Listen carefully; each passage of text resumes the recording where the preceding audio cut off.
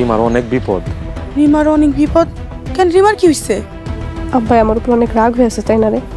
যেই কাম করছেন রাগ তো হইবই। কেন যাইতে কইছে এটা বড় বউ আইলেই জিগায়ও। এত কথা যখন কইতে পারছ বাকিটা খুলে কয়ে দে।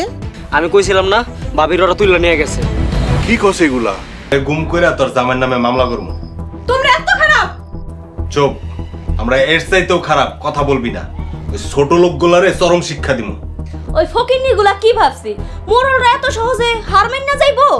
আর হন, তোর কোনো ক্ষতি হইব না, তুই এখানে আরামেই থাকবি। মিনা, তুই আর যত্ন নিবি।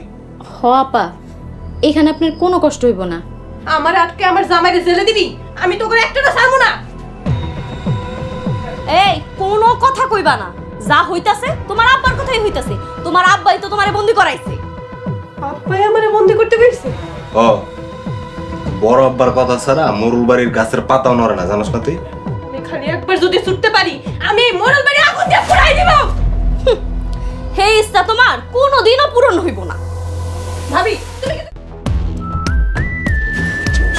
তালা দে।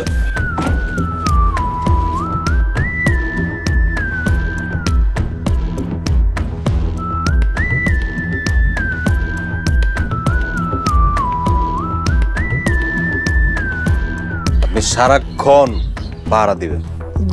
জি ভাইজান। রিমার যদি কিছু হয় এর জবাব কিন্তু আপনার দিতে হইব। কিচ্ছু হইব না ভাইজান। শোনেন, রিমা যদি ডাকে তাও ওই ঘরের ভিতরে যাইবেন না। ডাকবো কেমনে? মুখ তো বাইন্দেই থুই আইছেন। মুখে শব্দ করতে পারে, আপনি ভিতরে যাবেন না। জি ভাইজান, যাবো না। আর কোনো কিছুর দরকার পড়লে আপনি আমারে ফোন দিবেন। জি ভাইজান, কিন্তু কোনো খাওয়ান দিবেন না?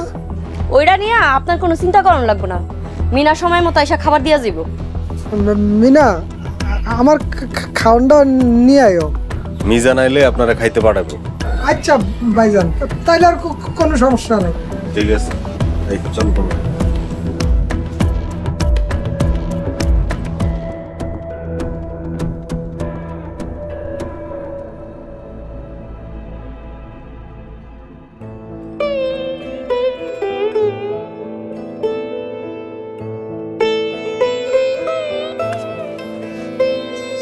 ছোটবেলা থেকে পাহারা দিয়া বড় করছি, আজকে বন্দি করে রাখতে হলো ঘরে।